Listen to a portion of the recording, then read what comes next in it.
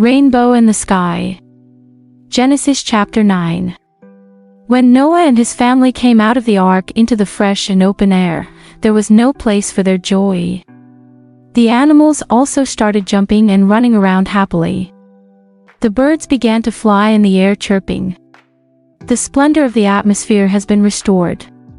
Before doing anything else, Noah and his family thanked God for doing this. Protected and saved us in terrible and destructive storms and floods. His kindness and compassion are too little to be thanked. They collected stones and built an altar in the open field and offered sacrifices to God on it. God gave them protection and a chance for a new start in the world. Provided then God blessed Noah and his 3 sons Shem, Ham and Japheth and said, "You have many children. Spread over the earth and fill it. The world and all living beings in it. Take care, I make a covenant with you that I will never again send a storm or destroy all living things. I will give you day and night, summer and winter, sowing and reaping. I give you a sign that will always remind you of this promise of mine.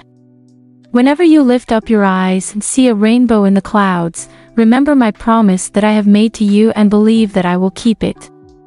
His family was a little scared, but when they looked up and saw the light and sunshine breaking through the clouds and the rainbow shining in the sky, they would remember that we are safe.